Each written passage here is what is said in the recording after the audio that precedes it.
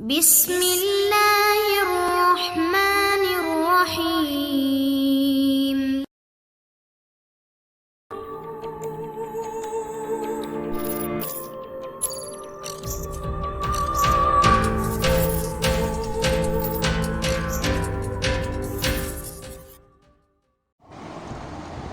السلام علیکم دوستو، Imran series novel black face by Mazhar Kalim MA۔ اگر آپ نے ابھی تک ہمارے چینل جاسوسی دنیا کو سبسکرائب نہیں کیا تو سبسکرائب کریں اور بیل آئیکن پر کلک کیجیے۔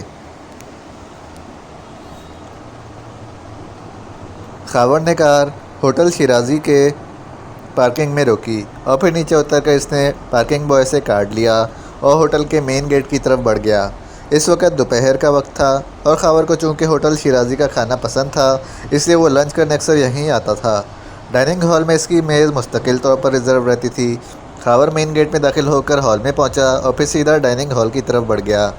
ہال میں تو اس وقت اکا دکا افراد ہی موجود تھے، البتہ ڈائننگ ہال میں کھانا کھانے والوں سے رش بھرا ہوا تھا، جبکہ خاور کی کونے میں موجود میز خالی تھی۔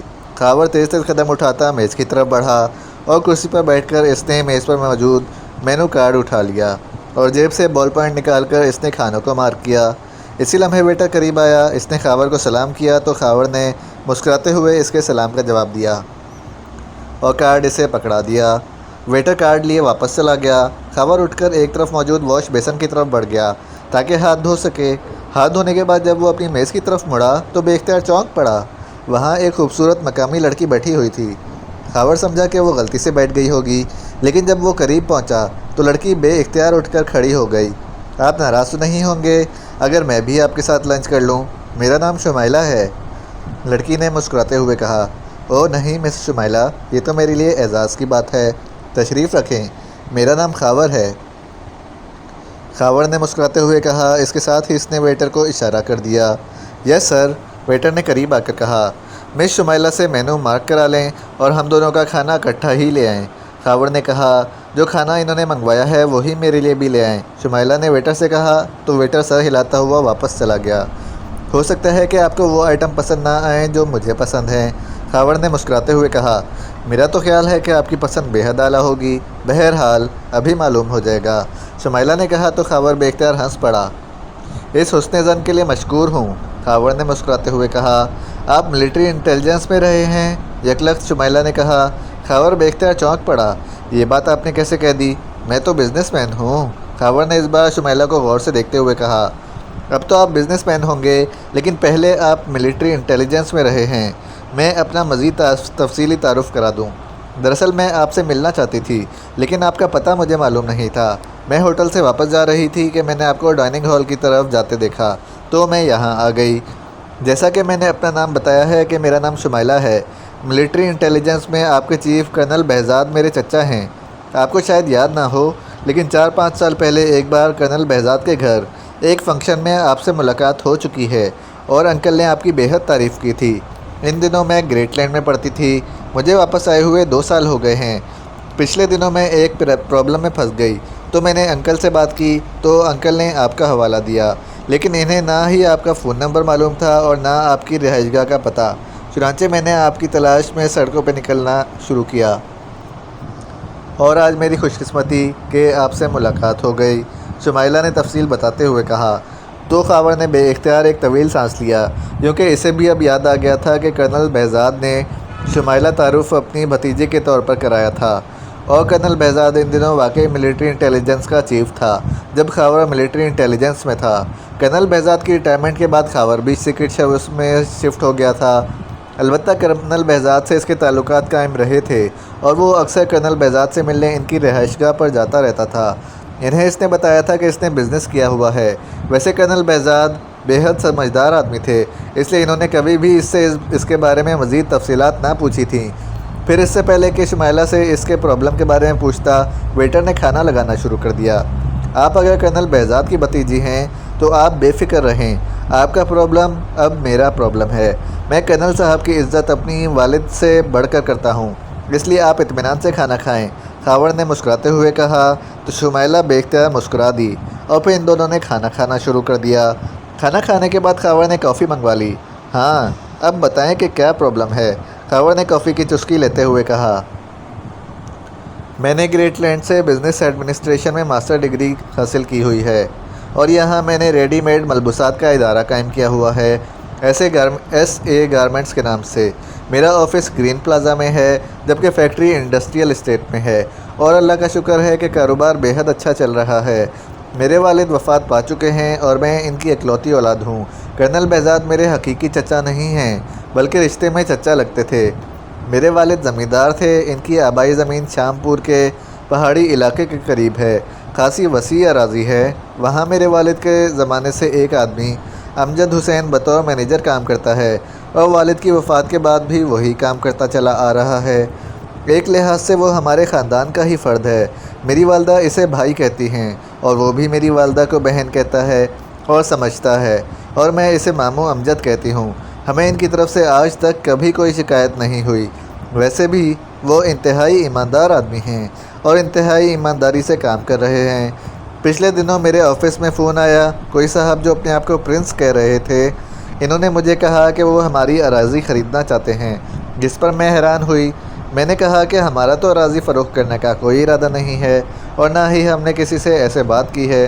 تو اس نے کہا کہ اسے معلوم ہے کہ ہم اراضی فروخت نہیں کرنا چاہتے، لیکن اس نے کہا کہ وہ بہرحال یہ اراضی خریدنا چاہتا ہے اور اب تو وہ ہماری ڈیمانڈ کے مطابق رقم دینے کے لیے بھی تیار ہے، لیکن اگر ہم نے انکار کیا تو پھر وہ بغیر کوئی رقم دیے بھی اراضی خرید لے گا۔ جس پر میں نے اسے سخت سست کہہ کر ریسیور رکھ دیا، لیکن 4 روز بعد میں گھر پر تھی کہ اس کا فون پھر آیا۔ اس نے اس بار کہا کہ وہ آخری بار بات کر رہا ہے۔ میں نے پھر انکار کر دیا تو اس نے مجھے دھمکی دی کہ اب ہم نتائج بھگتنے کے لیے تیار ہو جائیں۔ میں نے ماموں امجد سے فون پر بات کی تو انہیں اس سلسلے میں کسی بات کا علم ہی نہ تھا۔ انہوں نے مجھے تسلی دی کہ وہ اس کے بارے میں خود تحقیقات کریں گے کہ یہ پرنس کون ہے اور کیوں اراضی کے پیچھے پڑ گیا ہے، لیکن 2 روز بعد ہمیں انتہائی خوفناک خبر ملی کہ ماموں امجد حسین کو کسی نے قتل کر دیا ہے۔ ہمیں بے حد دکھ ہوا۔ ہم اراضی پر گئے تو معلوم ہوا کہ کسی نے ان کے گھر میں گھس کر ان پر فائر کھول دیا تھا۔ پولیس میں پرچہ درج کرایا گیا، لیکن پولیس آج تک کوئی بات معلوم نہ کر سکی۔ اس کے 1 ہفتے بعد ایک بار پھر اسی پرنس کا فون آیا اور اس نے کہا کہ امجد حسین اراضی کے حصول میں رکاوٹ بن رہا تھا، اس لیے اس نے اسے راستے سے ہٹا دیا ہے۔ اس کے ساتھ ہی رابطہ ختم ہو گیا تو میں نے متعلقہ تھانے کے پولیس آفیسر سے بات کی اور اسے یہ ساری بات بتائی، لیکن اس سے کچھ بھی نہ ہو سکا، اور 2 روز بعد اچانک چند لوگ نقاب پہنے ہمارے گھر میں جبراً داخل ہوئے اور انہوں نے مجھے اور میری والدہ کو دھمکیاں دیں کہ اراضی بغیر کسی معاوضے کے پرنس کے نام کر دی جائے، ورنہ ہم دونوں کو کسی بھی وقت گولیوں سے اڑا دیا جائے گا۔ اس کے بعد وہ چلے گئے اور میری والدہ بے حد پریشان ہو گئیں۔ چنانچہ میں انکل بہزاد سے ملی اور میں نے انہیں ساری تفصیل بتائی۔ انکل بہزاد خود تو ظاہر ہے اس عمر میں کچھ نہ کر سکتے تھے، انہوں نے البتہ پولیس کے اعلیٰ حکام سے رابطہ کیا اور ان کے کہنے پر ہماری رہائش گاہ پر پولیس گارڈ رکھوا دیے گئے اور ان کے اشارے پر میں نے بھی مسلح حفاظتی گارڈ رکھ لیے، لیکن پھر اچانک میرے گارڈ نوکری چھوڑ کر چلے گئے۔ پھر مجھے راستے میں کار روک کر اغوا کر لیا گیا اور پھر مجھے بے ہوش کر کے ایک مکان میں لے جایا گیا۔ وہاں ایک نقاب پوش نے مجھے دھمکایا کہ اگر میں نے اراضی دینے سے انکار کیا تو مجھے بے عزت کر کے نکال دیا جائے گا اور والدہ کو بھی ہلاک کر دیا جائے گا۔ اس کے کہنے پر کئی نقاب پوش وہاں آ گئے جو مجھے بے عزت کرنے پر آمادہ تھے۔ میں بری طرح خوفزدہ ہو گئی اور میں نے اراضی دینے پر آمادگی ظاہر کر دی تو انہوں نے مجھے واپس میری رہائش گاہ پر پہنچا دیا۔ میں نے اپنی والدہ کو جب یہ سب کچھ بتایا تو وہ بھی انتہائی خوفزدہ ہو گئیں۔ دوسرے روز اس پرنس کا فون آیا کہ میں اپنی والدہ کے ساتھ رجسٹرار کے پاس پہنچ جاؤں، وہاں اس کا آدمی موجود ہوگا اور ہم اراضی کے کاغذات مکمل کر کے اراضی اس آدمی کے نام ٹرانسفر کر دیں۔ چنانچہ مجبوراً ہمیں ایسا کرنا پڑا۔ اس طرح اراضی اس آدمی جس کا نام الطاف تھا ٹرانسفر کر دی گئی۔ اس کے بعد پرنس نے ہمیں فون پر کہا کہ ہمیں بھی بے فکر ہو جانا چاہیے، اب ہمیں کچھ نہیں کہا جائے گا، لیکن اس نے دھمکی دی کہ اگر ہم نے اس سلسلے میں کوئی مقدمہ بازی کی تو پھر ہم دونوں کو گولی مار دی جائے گی۔ بہرحال اس کے بعد ہم نے پولیس گارڈ بھی ہٹوا دی۔ البتہ انکل بہزاد کو میں نے جا کر سب کچھ بتا دیا تو انہوں نے اس سلسلے میں بے حد افسوس کا اظہار کیا اور انہوں نے آپ کا حوالہ دیا کہ اگر آپ سے ملاقات ہو جائے تو آپ اس سلسلے میں مدد کر سکتے ہیں، کم از کم اس پرنس کو بھی اگر ٹریس کر لیا جائے تو پھر اس کے خلاف کوئی کارروائی ہو سکتی ہے۔ شمائلہ نے پوری تفصیل بتاتے ہوئے کہا، ویری سیڈ، یہ تو ظلم اور دھاندلی ہے، ایسا تو ہرگز برداشت نہیں کیا جا سکتا۔ آپ نے فون پر آبزرویشن وغیرہ نہیں لگوائی تھی؟ لگوائی تھی، لیکن فون پبلک فون بوتھ سے کیا جاتا تھا اور جب پولیس وہاں پہنچتی تو وہ خالی ملتا تھا۔ جس آدمی کے نام زمین آپ نے کی ہے اس کی تفصیل؟ خاور نے پوچھا۔ وہ بھی اسی علاقے کا زمیندار ہے، اس سے میں ملی تھی۔ اس نے بتایا کہ اس سے اس اراضی کے بدلے میں بہت بھاری رقم وصول کی گئی ہے اور وصول کرنے والے نقاب پوش تھے، تقریباً اراضی کی قیمت سے دگنا رقم۔ پھر اراضی اس کے نام کرا لی گئی اور قبضہ بھی اسے دلا دیا گیا۔ اس کے کہنے کے مطابق وہ بھی اسی طرح بلیک فیس سے وابستہ نہیں رہا، البتہ وہ اس بات پر کسی حد تک مطمئن ہے کہ اسے اس کے بدلے میں اراضی تو مل گئی ہے نا۔ شمائلہ نے کہا، اب مجھے اس زمیندار کا پورا پتہ بتا دیں، میں خود اس سے ملوں اور اپنا فون نمبر اور ایڈریس بھی دے دیں۔ خاور نے کہا تو شمائلہ نے پرس سے ایک کارڈ نکال کر اس کی پشت پر اس زمیندار کا نام و پتہ لکھا اور پھر کارڈ خاور کو دے دیا۔ پشت پر تو اس زمیندار کا نام اور پتہ لکھا ہے، جبکہ کارڈ پر میرے ادارے کا پتہ، گھر کا پتہ اور دونوں جگہوں کے فون نمبر موجود ہیں۔ شمائلہ نے کارڈ دیتے ہوئے کہا، شکریہ، آپ بے فکر رہیں، میں اس پرنس کا کھوج لگا کر رہوں گا، اسے اس کے جرم کی سزا بھی دلاؤں گا اور اس زمیندار سے آپ کی اراضی بھی واپس حاصل کر لوں گا۔ آپ کا بے حد شکریہ۔ میں دراصل ماموں امجد کے قتل کا انتقام لینا چاہتی ہوں۔ مجھے یقین ہے کہ یہ قتل اس پرنس نے کیا ہوگا۔ اب آپ مجھے بتائیں کہ آپ کی فیس اور اخراجات کیا ہوں گے، میں آپ کو ادا کر دوں گی۔ کرنل بہزاد کے حوالے سے بھی آپ ایسی بات کر رہی ہیں؟ کوئی بات نہیں، آپ کے ساتھ چونکہ ظلم ہوا ہے اس لیے میرا یہ فرض ہے کہ میں آپ کی مدد کروں۔ انشاءاللہ مجھ سے جو ہو سکے گا میں ضرور کروں گا اور آپ کو جلد ہی خوشخبری سناؤں گا، خاور نے کہا، اور اس کے ساتھ ہی اس نے ویٹر کے لائے ہوئے بل کی رقم اسے دے دی اور ساتھ ہی ٹپ دے کر وہ اٹھ کھڑا ہوا۔ بے حد شکریہ۔ آپ کی رہائش کہاں ہے تاکہ اگر آپ سے ملاقات کرنی ہو تو میں کر سکوں؟ شمائلہ نے اٹھتے ہوئے کہا، میں خود ہی رابطہ کر لوں گا، آپ کو تکلیف کرنے کی ضرورت نہیں ہے، خاور نے کہا، اور شمائلہ نے اس انداز میں سر ہلا دیا جیسے وہ کوئی بات سمجھ گئی ہو۔ عمران کار ڈرائیو کرتا ہوا دارالحکومت سے باہر جانے والی سڑک پر بڑھا چلا جا رہا تھا۔ وہ کار میں اکیلا تھا۔ کار میں ہلکی ہلکی موسیقی گونج رہی تھی۔ عمران کے جسم پر گہرے براؤن رنگ کا سوٹ تھا، جبکہ اس نے سرخ شیشوں والی جدید ترین فیشن کی گوگل پہن رکھی تھی اور اس کا جسم موسیقی کی تانوں کے ساتھ ساتھ اس طرح ہل رہا تھا جیسے وہ کار ڈرائیو کرنے کی بجائے ہلکا ہلکا ڈانس کر رہا ہو۔ البتہ کار کی رفتار اس قدر تیز تھی کہ وہ آگے جانے والی ٹریفک کو انتہائی تیز رفتاری سے کاٹتی ہوئی چلی جا رہی تھی۔ عمران اس وقت اپنے ایک دوست راجہ عزیز کے گھر جا رہا تھا، جو دارالحکومت سے تقریباً 150 کلومیٹر کے فاصلے پر ایک چھوٹے سے شہر رامنا میں رہتا تھا۔ راجہ عزیز سے اس کی دوستی تو کافی پرانی تھی، لیکن راجہ عزیز کی ساری زندگی یورپ کی کسی شہر میں گزری تھی۔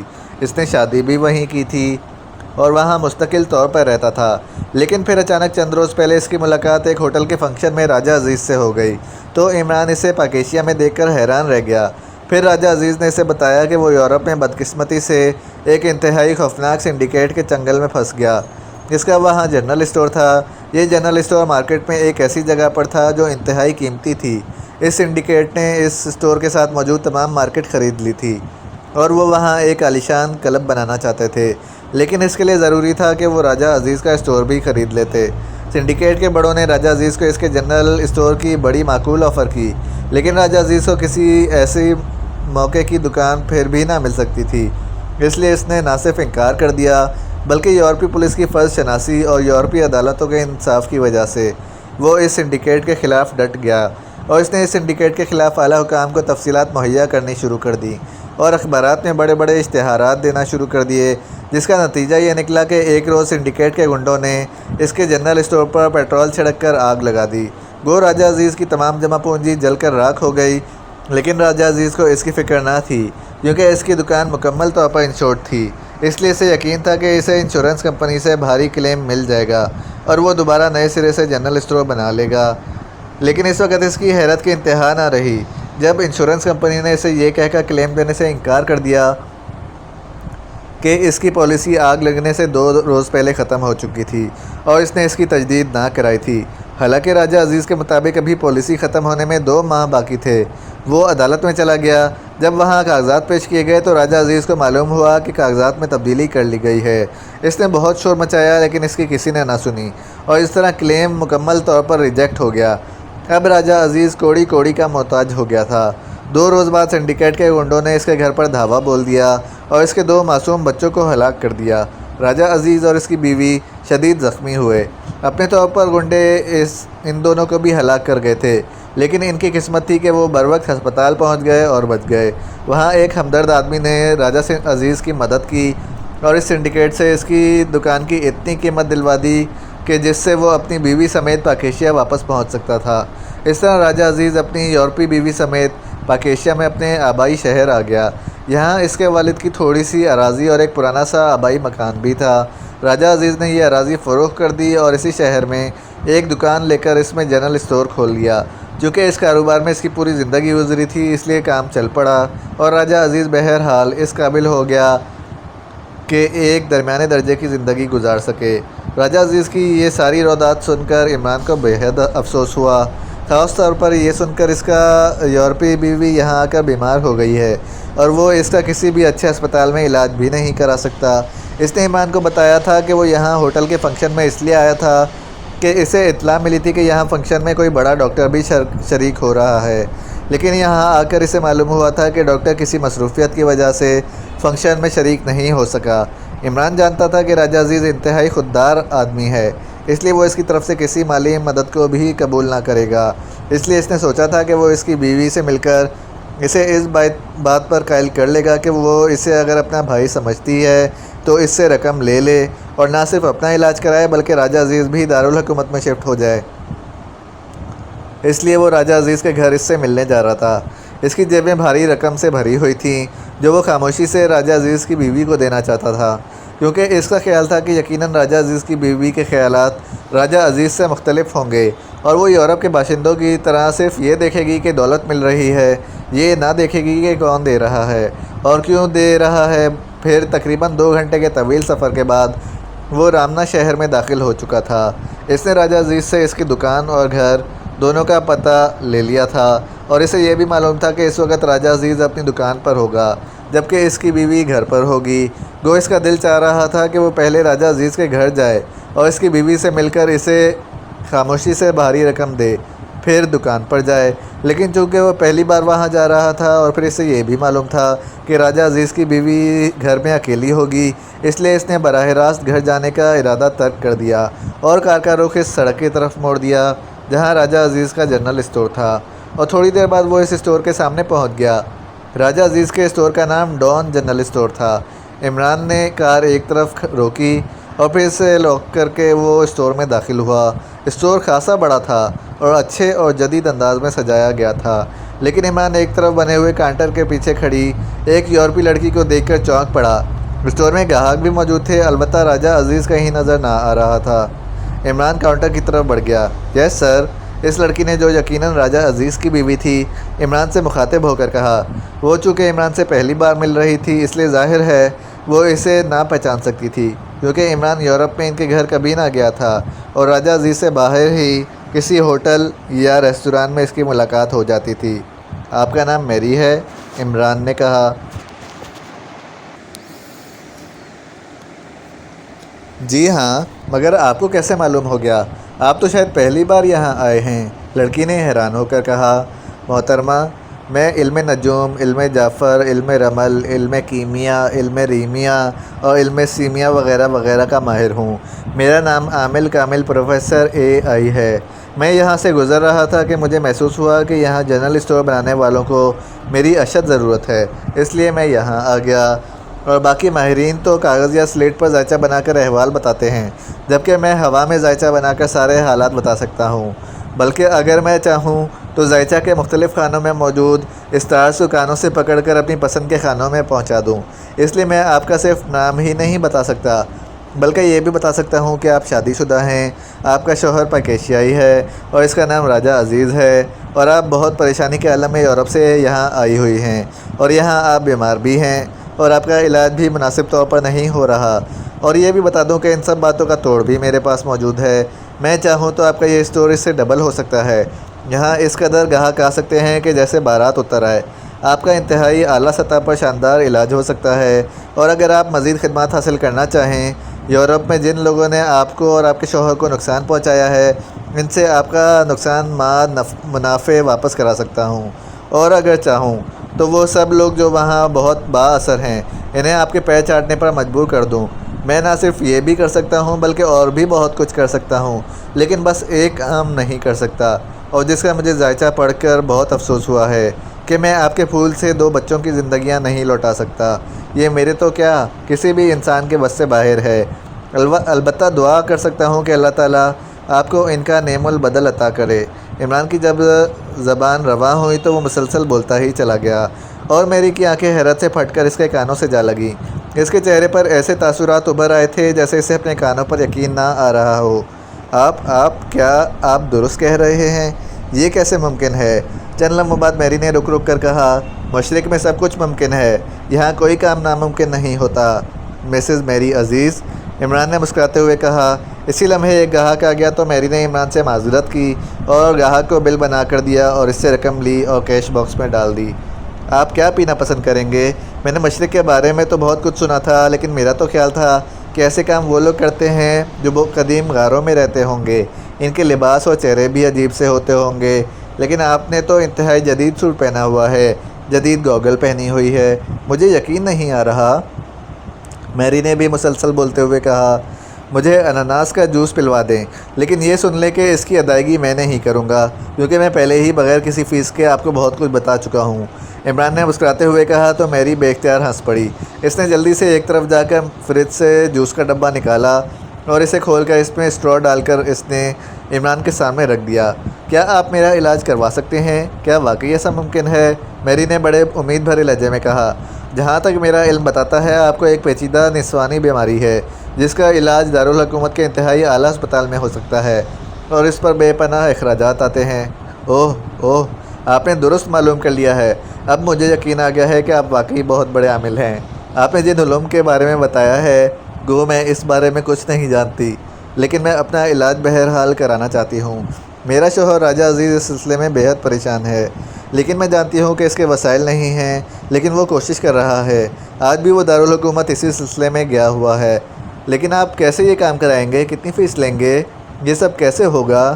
میری نے کہا، فیس تو میں آپ کے شوہر سے لوں گا، آپ سے نہیں، کیونکہ آپ کا شوہر عاملوں کی فیس کے بارے میں کچھ نہیں جانتا، جبکہ آپ کا شوہر جانتا ہے اور آپ نہیں جانتی، اس لیے اس سلسلے میں آپ سے بات ہی نہیں کی جا سکتی۔ عمران نے مسکراتے ہوئے کہا، لیکن اس کے پاس آج کل رقم نہیں ہے، جو کچھ تھا اسے اسٹور پر لگا دیا ہے، پھر وہ فیس کیسے دے گا؟ ضروری نہیں مسز میری عزیز کے فیس دولت کی شکل میں لی جائے، یہ دوسرے انداز میں بھی لی جا سکتی ہے۔ عمران نے کہا تو میری بے اختیار چونک پڑی، اس کا چہرہ سکڑ سا گیا۔ کیا مطلب؟ کس شکل میں؟ میری نے ہونٹ سکوڑتے ہوئے قدرے غصیلے لہجے میں کہا، اور عمران کو اس کا یہ انداز بے حد بھا گیا۔ وہ میری کے انداز سے ہی سمجھ گیا تھا کہ میری نے عمران کے مطلب کو غلط لیا ہے۔ وہ یہ سمجھی ہے کہ عمران اس سے کوئی گناہ والا کام کروانا چاہتا ہے۔ اس پر ایک یورپی لڑکی کا یہ رد عمل عمران کو بہت پسند آیا تھا۔ اس کا مطلب تھا کہ میری عزیز اب یورپی نہیں رہی، بلکہ راجہ عزیز کے ساتھ رہ کر وہ مشرقی عورت بن چکی تھی۔ مطلب 1 کلو مچھروں کے پروں کی شکل میں ہو سکتا ہے، جو ہم عاملوں کے لیے بہت قیمتی ہوتے ہیں۔ عمران نے مسکراتے ہوئے کہا تو میری نے بے اختیار ایک طویل سانس لیا۔ اس کے چہرے پر اطمینان کے ساتھ ساتھ حیرت کے تاثرات ابھر آئے تھے۔ مچھروں کے پر؟ یہ کیسی فیس ہے؟ آپ اس کا کیا کریں گے؟ میری نے حیران ہوتے ہوئے کہا۔ شاید اس کے ذہن کے کسی کونے میں بھی یہ تصور نہ تھا کہ عمران مچھروں کے پر بھی فیس لے سکتا ہے، اور مچھروں کے پروں کو وہ کیا کرے گا؟ یہ آپ کے کام کی باتیں نہیں ہیں، پروفیسروں اور عاملوں کے کاموں کی باتیں ہیں، اس لیے میں نے کہا تھا کہ فیس کی بات آپ کے شوہر سے کی جائے گی۔ عمران نے کہا، ٹھیک ہے، لیکن آپ میرا علاج کیسے کرائیں گے؟ راجہ عزیز بتا رہا تھا کہ یہاں اس پر کم از کم 10 لاکھ روپے خرچ ہوں گے، بلکہ اس سے بھی زیادہ ہو سکتے ہیں۔ ایک شرط پر آپ کا کام ہو سکتا ہے کہ آپ اپنے شوہر کو یہ نہ بتائیں کہ یہ کام کیسے ہوا ہے۔ کون سا کام؟ میری نے چونک کر پوچھا۔ اسی لمحے 2 اور گاہک کاؤنٹر پر آ گئے اور میری ان کے ساتھ مصروف ہو گئی۔ آپ کے علاج کے لیے رقم کے بندوبست کا کام، عمران نے گاہکوں کے جانے کے بعد کہا۔ نہیں، پھر میں اسے کیا بتاؤں گی؟ نہیں، میں اپنے شوہر سے کوئی غلط بیانی نہیں کر سکتی۔ میں نے راجہ عزیز کے ساتھ رہ کر دیکھا ہے کہ مشرقی مرد بے حد شکی ہوتا ہے، اور اس قدر بھاری رقم جس کے لیے راجہ عزیز اس قدر پریشان ہو رہا ہے، اچانک مل جائے تو لامحالہ وہ پوچھے گا، اور اگر میں نے اسے سچ نہ بتایا تو وہ مجھ پر شک کرے گا، اور میں مر جانا تو قبول کر سکتی ہوں لیکن اپنی ازدواجی زندگی میں زہر نہیں گھول سکتی۔ میری نے جواب دیا تو عمران نے بے اختیار ایک طویل سانس لیا۔ وہ تو یہ سمجھ کر یہاں آیا تھا کہ میری بہرحال یورپی لڑکی ہے، اس لیے وہ بخوشی رقم لے لے گی، لیکن میری تو عام مشرقی عورتوں سے بھی زیادہ مشرقی ہو چکی تھی۔ آپ اسے کہہ سکتی ہیں کہ یہ رقم آپ کو آپ کے منہ بولے بھائی پروفیسر اے آئی نے دی ہے۔ نہیں سوری مسٹر اے آئی، میں ایسا نہیں کر سکتی۔ لیکن آپ کیوں یہ چاہتے ہیں کہ میرے شوہر کو اس رقم کا علم نہ ہو سکے؟ اس کی کوئی خاص وجہ ہے؟ ہاں، میرا علم مجھے بتا رہا ہے کہ آپ کا شوہر ایک غیرت نامی مرض کا شکار ہے، اور وہ کسی سے اس طرح رقم لینا اپنی توہین سمجھے گا، اور ادھار وہ اس لیے نہیں لے سکتا کہ اسے معلوم ہے کہ اس قدر ساری رقم وہ واپس کرنے کے قابل نہیں ہے۔ عمران نے جواب دیا، آپ کی بات درست ہے، آپ واقعی حیرت انگیز علوم کے ماہر عامل ہیں کہ آپ کو یہاں کھڑے کھڑے سب کچھ معلوم ہو جاتا ہے۔ راجہ عزیز واقعی ایسا ہی ہے، اس نے یورپ میں بھی کسی کی قسم کی امداد قبول کرنے سے انکار کر دیا تھا، حالانکہ وہاں اس کے دوستوں نے اس کے آفر بھی کی تھی۔ آپ کے شوہر کب واپس آئیں گے؟ عمران نے کہا تو میری چونک پڑی۔ کیا مطلب؟ کیا آپ کا علم آپ کو یہ بات نہیں بتا سکتا؟ محترمہ، میں عامل ہوں، صرف عامل، اس لیے جو کچھ علم کے تحت معلوم ہو سکتا ہے وہی کچھ بتا سکتا ہوں۔ غیب کا علم تو صرف اللہ تعالیٰ جانتا ہے، اور میں اپنے علم کو اب اس سطح پر نہیں لے آنا چاہتا کہ ان چھوٹی چھوٹی باتوں کے بارے میں معلوم کرتا رہوں۔ آپ کے آنے سے پہلے ان کا فون آیا تھا، اس نے کہا تھا کہ وہ دارالحکومت سے روانہ ہو چکا ہے، میرا خیال ہے کہ بس پہنچنے ہی والا ہوگا۔ میری نے کہا تو عمران نے اس بات میں سر ہلا دیا، اور پھر وہ کاؤنٹر سے ہٹ کر اسٹور میں موجود سامان کو دیکھنے لگا۔ پھر اچانک اس نے ایک پرانے ماڈل کی کار کو اسٹور کے سامنے رکتے ہوئے دیکھا، اور اس پر سے کار سے راجہ عزیز کو اترتے بھی دیکھ لیا، تو وہ جان بوجھ کر ایک سائڈ پر جا کر کھڑا ہو گیا۔ راجہ عزیز اسٹور میں داخل ہوا اور سیدھا کاؤنٹر کی طرف بڑھ گیا۔ پھر عمران نے میری کی باتیں سنی، وہ انتہائی حیرت بھرے انداز میں اسے عمران اور اس کی عملی مہارت کے بارے میں بتا رہی تھی۔ یہ کیسے ممکن ہے؟ یہ یقیناً کوئی فراڈیا ہوگا، ایسے فراڈیے یہاں بہت ہوتے ہیں۔ کہاں ہے وہ؟ ارے نہیں، ایسی معصوم شکل والا نوجوان فراڈیا نہیں ہو سکتا، وہ واقعی بہت بڑا عامل ہے۔ اور سنو، اس نے کہا ہے کہ وہ میرے علاج کے لیے رقم کا بندوبست بھی کر سکتا ہے، جو بہت بھاری رقم علم سے حاصل کر سکتا ہے۔ اسے کیا ضرورت ہے فراڈ کرنے کی؟ میری نے عمران کی وکالت کرتے ہوئے کہا۔ وہ واقعی عمران سے بے حد متاثر نظر آ رہی تھی۔ وہ ہے کہاں؟ ادھر دکان دیکھ رہا ہے، میری نے کہا تو راجہ عزیز قدم بڑھاتا ادھر آ گیا۔ عمران بڑے اطمینان سے ایک پاؤڈر کے ڈبے کو اٹھائے ہوئے دیکھنے لگا۔ ارے تم، اوہ تم عمران، اوہ اوہ، تو یہ تم تھے جس نے میری کو ٹرانس میں لے لیا، وہ تمہاری تعریفیں کرتے نہیں تھکتی۔ راجہ عزیز نے تیزی سے آگے بڑھتے ہوئے ہنس کر کہا، میرا علم بتا رہا ہے کہ تم راجہ عزیز ہو، میں تمہیں بھی اور تمہارے علم کو بھی اچھی طرح جانتا ہوں، راجہ عزیز نے کہا اور عمران سے لپٹ گیا۔ ارے وہ میرا ذائچہ بگڑ جائے گا، ارے ستارے بھاگ جائیں گے، عمران نے بھیچے بھیچے لہجے میں کہا۔ تو راجہ عزیز بے اختیار ہنستا ہوا ایک طرف ہوا، اور پھر عمران کو بازو سے پکڑے گھسیٹتا ہوا کاؤنٹر کی طرف لے جانے لگا، اور عمران نے اپنے چہرے پر ایسی بے بسی اور بے چارگی کا تاثر پیدا کر لیا جیسے اس وقت وہ دنیا کا سب سے بڑا مظلوم ہو۔ یہ کیا کر رہے ہو راجہ؟ یہ کیا بدتمیزی ہے؟ میری نے عمران کی شکل پر پھیلی ہوئی انتہائی بے بسی، بے چارگی اور مظلومیت دیکھ کر تڑپ کر کہا، یہ خود دنیا کی سب سے بڑی بدتمیزی ہے میری۔ یہ وہ علی عمران ہے جس کا میں تم سے ذکر کرتا رہتا ہوں، علی عمران، لیکن وہ عامل کامل پروفیسر اے آئی، کیا مطلب؟ میری نے انتہائی حیرت بھرے لہجے میں کہا، وہ دراصل تمہارے راجہ نے مجھے بتایا تھا کہ اس کی بیوی مغربی ناموں کو پسند کرتی ہے، اس لیے میں نے علی عمران کی بجائے اے آئی بتایا تھا۔ اس کا کہنا تھا کہ یہ خود اپنے آپ کو راجہ عزیز کی بجائے تمہارے سامنے آر اے کہتا ہے، ویسے یہ ہے بھی آر اے، یعنی راجہ عزیز۔ اس کے دندانے اس قدر تیز ہیں کہ جو اس کے قریب لگتا ہے اسے کٹ جاتا ہے۔ عمران کی زبان ایک بار پھر رواں ہو گئی، اور راجہ عزیز بے اختیار کہا مار کر ہنس پڑا۔ چلو میری، اسٹور بند کرو، گھر چلیں، یہ شیطان نہ جانے کس طرح وقت نکال کر آ گیا ہے، اب اس کی پوری خدمت کی جانی ہے۔ راجہ عزیز نے اپنی بیوی سے کہا، ارے مجھے فون تو کرنے دو۔ فون کیسے کرنا ہے؟ وہ مجھے اپنے باڈی گارڈ طلب کرنے پڑیں گے۔ Body guard? وہ کیوں؟ راجہ عزیز ظاہر ہے عمران کی بات کا مطلب کہاں سمجھ سکتا تھا۔ وہ تم نے کہا ہے نا کہ گھر لے جا کر خدمت کریں گے، تو میں بے حد کمزور آدمی ہوں، خدمت کیسے برداشت کروں گا؟ عمران نے رو دینے والے لہجے میں کہا، اور راجہ عزیز کے زوردار کہے سے اسٹور گونج اٹھا۔ کیا مطلب؟ یہ عمران صاحب نے کیا کہا ہے؟ میری نے حیرت بھرے لہجے میں کہا۔ میں نے تمہیں بتایا تھا کہ یہ شیطان ہے، شیطان۔ یہ باتیں کرتا ہے کہ دوسرا پاگل ہو جاتا ہے۔ یہ خدمت کا مطلب پیٹ سے لے رہا تھا۔ یہاں کی مقامی زبان میں اسے بھی خدمت ہی کہا جاتا ہے، یعنی مار پیٹ کو۔ خاص طور پر مقامی پولیس والے تو مار پیٹ کو خدمت کرنا ہی کہتے ہیں، راجہ عزیز نے اپنی بیوی کو سمجھاتے ہوئے کہا۔ تو اس بار میری بھی بے اختیار کھلکھلا کر ہنس پڑی۔ سنو، تم اسٹور بند نہ کرو، اس طرح تمہارا نقصان ہوگا۔ اس لیے مجھے بتاؤ کہ تمہاری روزانہ سیل اوسطاً کتنی ہوتی ہے اور اب تک کتنی ہو چکی ہے؟ کیوں؟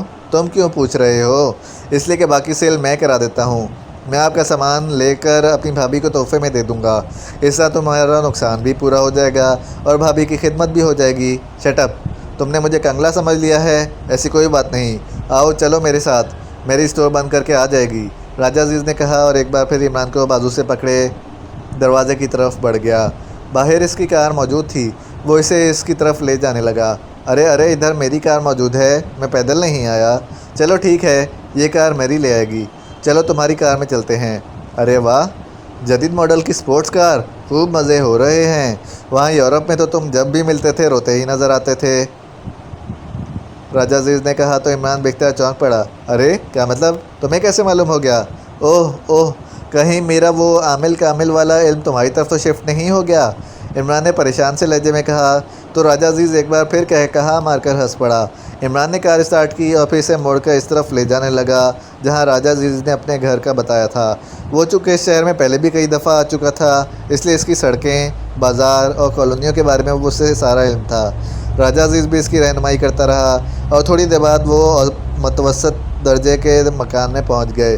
یہ خاصا قدیم طرز کا مکان تھا جس کی موجودہ حالت بتا رہی تھی کہ اسے نئے سرے سے رنگ و روغن کرایا گیا ہے اور ضروری مرمت کرائی گئی ہے۔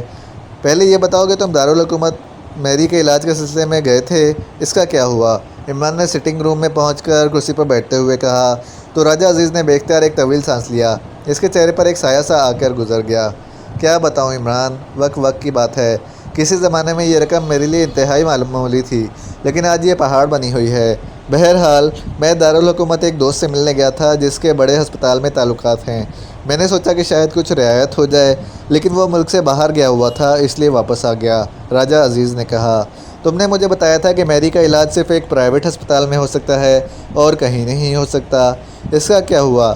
یہاں پاکیشیا دارالحکومت میں ایسے ہسپتال موجود ہیں جیسے شاید یورپ اور ایکریمیا میں بھی موجود نہ ہوں۔ میری کا دوسرا بچہ پیدا ہوا تو اس کے اندر کوئی ایسا نقص پیدا ہو گیا جس کا بظاہر کوئی علاج نہیں ہے۔ یورپ میں البتہ اس کا علاج ہو سکتا ہے، لیکن میرا یورپ جانا ہی ناممکن ہے۔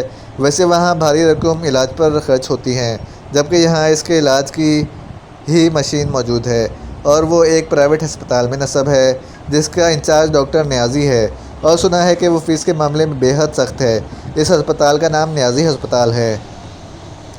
دارالحکومت کے رابرٹ روڈ پر یہ ہسپتال ہے۔ تم نے معلوم کیا ہے کہ کتنی فیس ہے اور کتنے میں علاج ہو جائے گا؟ ہاں میں نے معلوم کیا ہے۔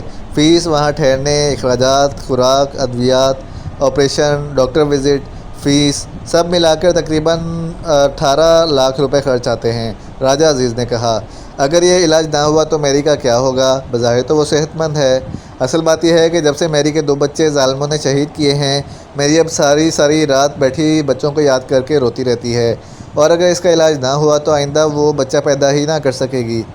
دوسری بات یہ کہ اگر علاج نہ ہوا تو چند سالوں بعد یہ بیماری عروج کو پہنچ جائے گی کہ میری ہلاک بھی ہو سکتی ہے۔